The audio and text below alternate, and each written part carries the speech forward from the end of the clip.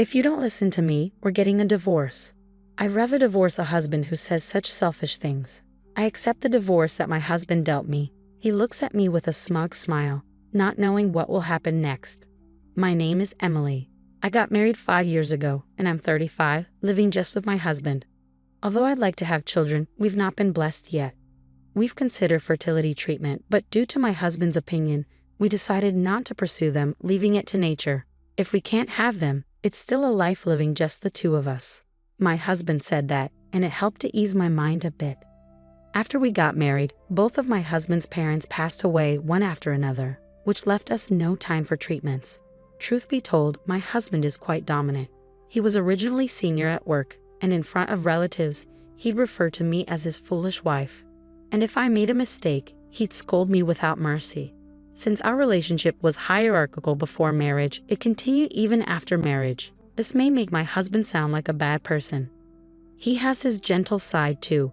When I was his subordinate, he gave me accurate advice and guidance when I made mistakes or when things didn't go well. And he'd express his appreciation for my hard work. More importantly, he was the one who encouraged me when my beloved grandfather passed away and I was feeling down. This led us to start dating and eventually got married. After getting married, I retired and am now a full-time housewife. Hey, Emily, I'm home. Welcome home. My husband usually gets home after 9 p.m. Being a manager, he has a lot of work and is almost always in overtime.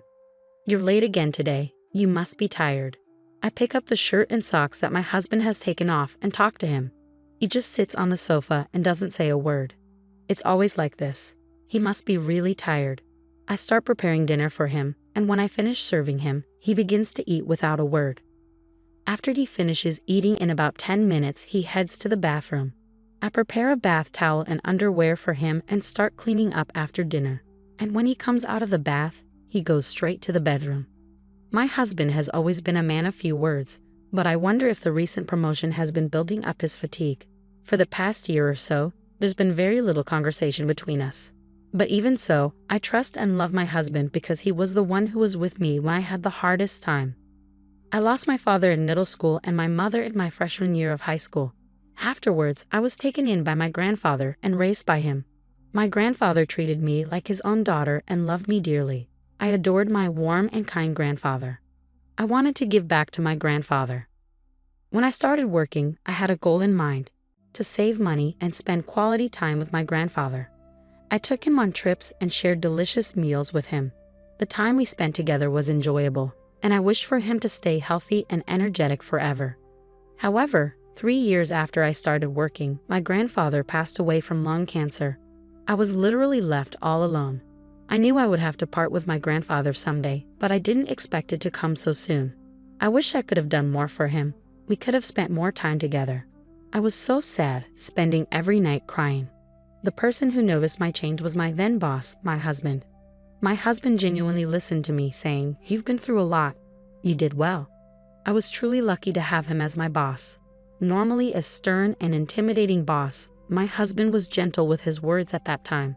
I'm sure he is a kind man deep down. That's why I want to continue to serve him. I think so. On a day off in the afternoon, the home phone rang. "Hello," I answered. "Oh, Emily, it's me," the caller said. It was my husband's younger brother. "Long time no see. What's up?" I asked. "I need to speak to my brother." "Is he around?" he replied. "Sure, hold on a sec." I called out to my husband, who was lounging in the living room. "You have a phone call," I said. As expected, there was no response. Without a word, my husband took the phone. "Hello, hey, how are you? What's up?" His face, which had been dour just a moment ago, immediately turned into a smile when he picked up his brother's call. My brother-in-law, who was 15 years younger than my husband, perhaps because of the age gap, my husband doted on him a lot. I hear that he is living a blissful life with his beautiful wife he got 2 years ago. But I wonder what's up? I thought aloud. Ah, is that so? So, are you okay? The tone of my husband's voice completely changed to a serious one. I wonder what's going on, I mused. Well, if you're ever in trouble, just tell me, okay? I'm your big brother, after all. With that, my husband hung up the phone. What happened? Is something wrong? I asked. My brother. He seems to have been laid off, my husband replied. Laid off? I exclaimed, surprised. I never expected something like this to happen. Yeah, I heard the company was struggling, but I didn't expect him to be laid off. My husband sat down on a chair, looking downcast. I was also unable to hide my shock. My brother-in-law is the exact opposite of my husband. He is gentle, calm, and always humble. He treats me with respect as a sister-in-law, and even when my husband insults me in front of our relatives, he would defend me, saying, "Bro, that's not fair to Emily," and never fails to show consideration for me by apologizing, "Sorry, Emily, for my brother's rude behavior." His wife is also a similar type of person, and I had a good impression of them as a couple. And now he has been laid off. I started to think about what I could do for my brother-in-law and his wife. I want to help them, wanted to support them, even a little. That's what I'm determined to do. Hey, isn't there something I can do? I asked my husband. He gave me a sharp look. What do you mean by something? He replied sharply. Well, I was thinking, can't we do something to make your brother feel even a little better? At my words, my husband sighed heavily. You really are a hopeless woman. You who haven't been out in society wouldn't understand this. He's going through the toughest time right now. To casually say if there's something we can do, outsiders should keep quiet. His aggressive attitude took me by surprise. I meant well, but it seemed I had rubbed him the wrong way. Outsider. Aren't I a part of the family too? I asked my husband, almost pleadingly. Family? You're my wife, not my brother's. Unrelated outsider. His words struck me like a knife to the heart. I'd never seen my husband this aggressive before. His brother being laid off must have been a tremendous shock to him, but there are things you can and can't say.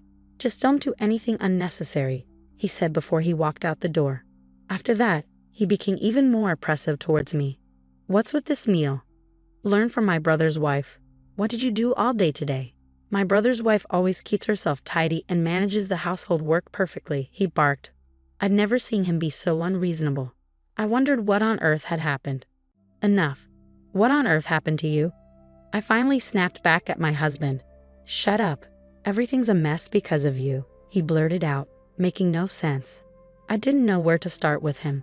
Before long, we weren't even making eye contact, and the gap between us was growing wider and wider. I began to question my relationship with my husband. One day, my husband started sorting out things in the morning, like a thorough cleaning. He was sorting necessary and unnecessary items, steadily increasing the number of garbage bags. I wondered what he was up to, but our relationship had grown cold lately. I didn't have the energy to speak to him, so I didn't intervene in his tasks. But unusually, he spoke to me. Hey, what are you doing? You should start packing too, he said. Huh? Packing for what? I asked, confused. We're moving out. I'm giving this house to my brother and his wife, he replied calmly. What? What are you talking about? I was taken aback. I found out that he intended to give the house where we were living to my unemployed and struggling brother-in-law and his wife. Wait a minute. Why are you doing this all of a sudden? I protested. Shut up. Don't define me, my husband shouted at me loudly, but I didn't back down. You said you wanted to do something for your brother, didn't you? That's a completely different issue. What are we supposed to do if we hand over the house? Where are we going to live? I reasoned with him. We'll figure that out later. My brother's in trouble right now, and as his elder brother, I need to help him, my husband insisted, moving the conversation along entirely on his own. To begin with, my brother-in-law was not the kind of person to kick us out and move into someone else's house brazenly. Despite this, why? As I gave my husband a suspicious look, he handed me something. If all you're going to do was talk back, you're of no use to me anymore. We're getting a divorce. Get out of here right now, he threw at me, the divorce papers already filled out. I couldn't believe he was proposing divorce.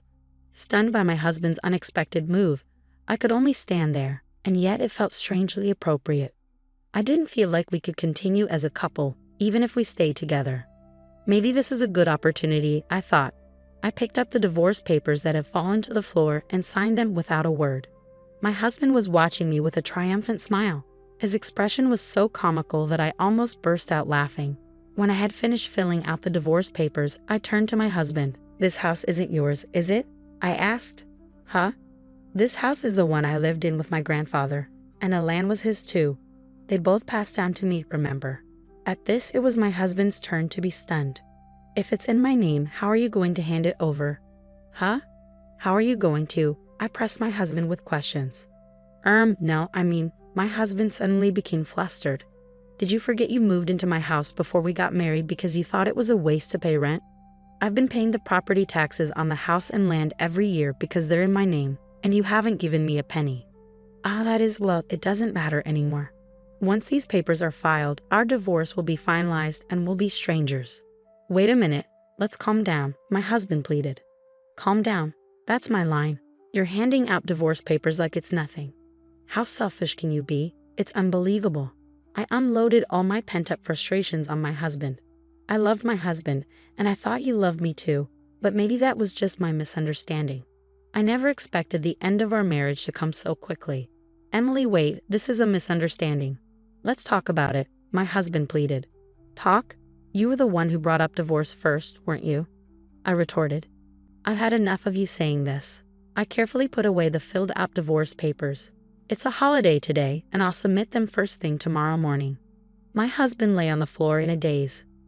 No, this can't be, he muttered. I said coldly, without any sympathy. This is my house. Please leave immediately. Once the papers are filed, we'll be strangers. I can't live under the same roof with a stranger. My husband grumbled until the moment he left, but I did not waver at all. After all, he's a stranger now. There's no need to show any mercy. Even when my husband cried and clung to me, I didn't feel anything. And then my husband left the house as if resigned to his fate. News of my divorce from my husband spread quickly at his company. He was immediately looked down upon at work. I heard rumors about the reasons for our divorce, and my husband's behavior throughout our married life spread in great detail. It seemed my husband had entirely lost his place at his company. I really wonder who started and propagated these rumors. All I did was answer the questions his colleagues and subordinates asked me and nothing more. Then, about 6 months after our divorce, on my way back from the real estate agency, I ran into a person I'd rather not see. It was my husband. Well, since we're divorced, he's my ex-husband now. It seemed like he had been waiting for me to come out of the agency. The whole situation was quite unsettling. Even when I tried to ignore him, he continued to follow me persistently. Finally, out of patience, I reluctantly agreed to talk with him. Enough. If you have something to say, just say it quickly, I told him. Emily, I've always despised you, he declared. His sudden proclamation left me baffled. It turned out he had been blaming me for his brother's layoffs. Huh? Why would that be my fault? I asked, incredulous. Ever since we got married, bad things just kept happening, he insisted. Indeed, after we got married, unfortunate events like his parents passing away and him getting injured occurred. But his father was already hospitalized before we got married, and his mother was always frail. His injury was a result of his own drunken clumsiness. He tripped over a curb and broke his wrist. Still, in his mind, it seemed like I was the person responsible for all the misfortune. So, you think I was the cause of all the misfortune, and that's why you hated me? I always thought you were just a bit awkward, but you were simply despising me, huh? I was thoroughly exasperated with him. He just kept blaming everyone else without taking any responsibility. There was no basis for his accusations. I couldn't believe someone like him managed to be a supervisor at his company. I began to worry about his subordinates, fearing they might be unjustly criticized for no reason. When did this reliable superior turn into such a person? And I felt a bit pitiful for having been married to someone like him. But even after divorcing you, bad things have kept happening to me. What kind of bad things? I asked. He rolled up his sleeves, revealing painful-looking burns from a fire. Actually, my apartment burned down 3 months ago. But that's not all. I lost my wallet, made mistakes at work, plus my brother's been acting cold to me and hasn't been in touch recently. So even after we split, his misfortunes continued.